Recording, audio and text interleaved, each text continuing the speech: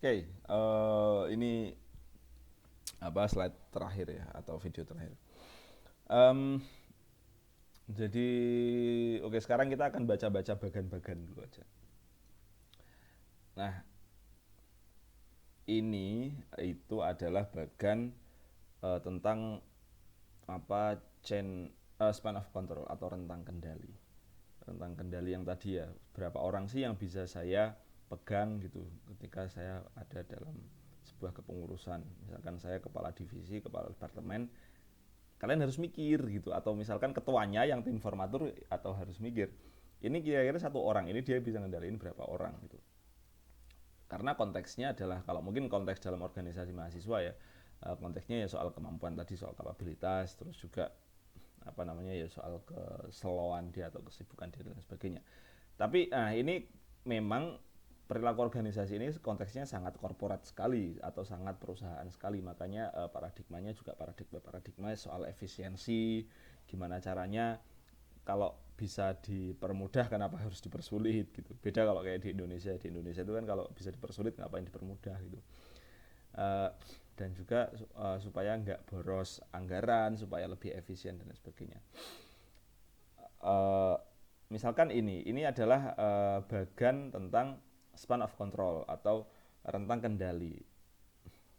Misalkan nih kalian sama-sama punya 4096 orang yang harus dikendalikan gitu atau yang harus dimainkan dalam sebuah perusahaan. Nah, rentang kendali ini kan apa, misalkan ini adalah rentang span of four, ini span of eight, maksudnya ini adalah rentang satu orang mengendalikan 4 orang. Kalau ini satu orang mengendalikan 8 orang, itu cost-nya ternyata bisa sangat apa berpengaruh gitu. Dalam artian sangat berpengaruh dari sisi rantai komandonya atau dari sisi rantai instruksinya. Kalau satu orang itu hanya memegang 4 orang istilahnya, itu maka dia dibutuhkan 1, 2, 3, 4, 5, 6, 7, dibutuhkan 7 level atau 7 lapis apa rantai, dia dibutuhkan 7 lapis rantai perintah atau rantai instruksi. Sementara kalau satu orang itu bisa menguasai atau bisa mengendalikan 8 orang, dia hanya butuh 1, 2, 3, 4, 5, hanya butuh 5 rantai.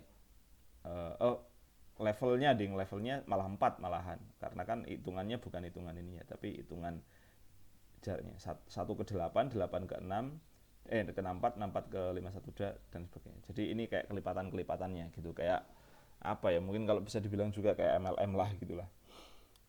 Soal dari atas ke bawahnya gitu.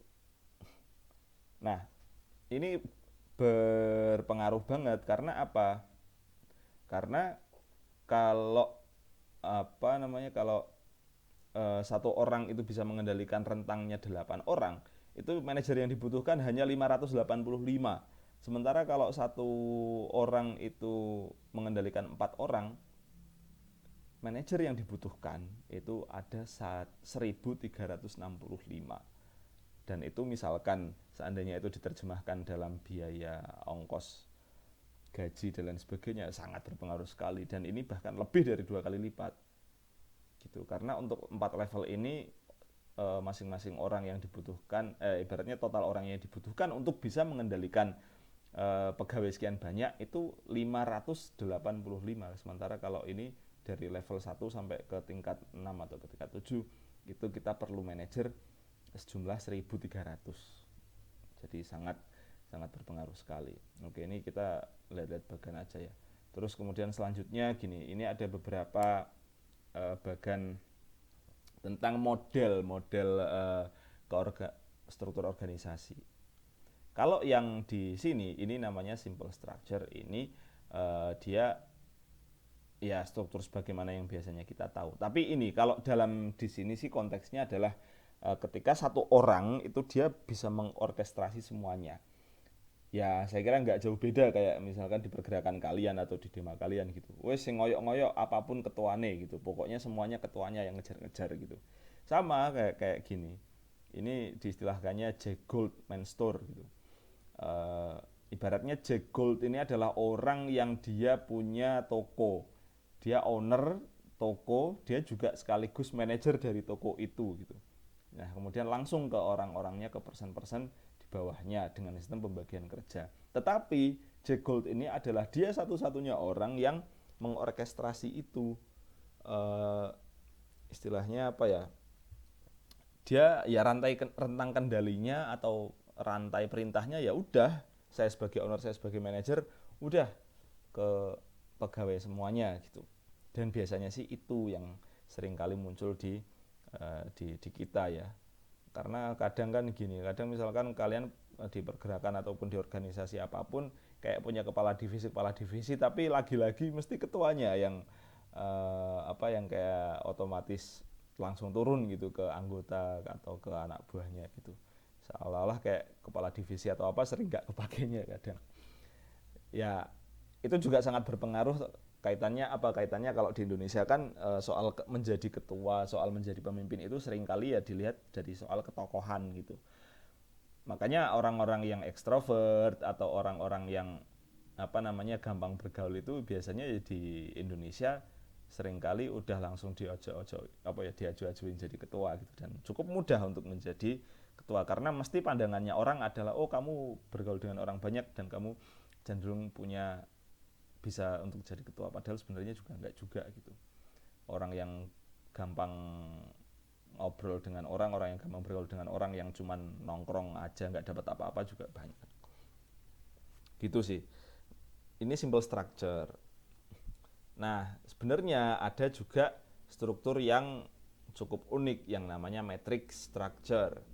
Ini langsung contohnya aja, nggak usah bertele-tele ya, langsung contohnya aja. Struktur matrix ini adalah gini ibaratnya. Ini kalian bacanya gini, cara bacanya ini bayangkan aja kayak sebuah universitas gitu atau sebuah fakultas. Yang mana di sebuah fakultas ini itu dia punya program undergraduate itu S1, master S2, PhD S3, dia juga punya pusat studi riset, dia punya bagian biro pengembangan, dan dia punya biro pengabdian kepada masyarakat atau community service gitu. Nah, eh, apa biasanya kalau di kita itu kan program S1 itu ada pegawainya, ada akademiknya dan lain sebagainya. Program S2 juga ada gitu, program S3 juga ada. Padahal sebenarnya bisa dipakai model matrix kayak gini, dan ini ya mungkin lebih efisien kali ya. Cuman ini perkenalan aja gitu. Nah, sementara di sini itu ada departemen akademiknya, ada accounting atau keuangan. Accounting itu apa ya? Ya keuangan, finance, keuangan, accounting ini administrasi kayaknya. Terus kemudian sistem informasi, ada manajemen, ada juga marketingnya gitu. Tapi ibaratnya gini, masing-masing orang itu bisa, misalkan satu orang marketing itu atau satu pegawai itu dia ibaratnya bisa ke atasnya itu dia bisa bertanggung jawab dua lembaga atau dua bidang. Misalkan satu orang di sini itu dia bisa dia bekerja sebagai marketing tapi dia juga bertanggung jawab ke program S1 gitu. Dia bisa sebagai marketing juga atau dia sebagai manajemen, tapi dia juga bertanggung jawab ke program S2 gitu, dan sebagainya. Jadi program matrix ini ya kurang lebihnya ibaratnya satu orang tapi dia bisa bertanggung jawab ke dua atasan gitu. Kurang lebihnya itu sih. Ya aku nggak tahu, mungkin kalau konteks di akademik fakultas juga kayaknya mungkin seperti itu kali ya. Tapi mungkin karena nggak rigid seperti ini ya, jadi karena nggak terstruktur dalam bagan yang kayak gini mungkin, jadi saya juga mungkin kurang paham. Nah, bisa jadi kayak akademik itu kan ya dia bertanggung jawab juga pada, tapi kalau setahu saya akademik itu bertanggung jawabnya langsung pada dekan sih. Meskipun dalam secara bersamaan juga dia konteksnya setara sih dengan prodi gitu. Ya dan lain-lain. Terus juga ada virtual organization. Yang mana kalau virtual organization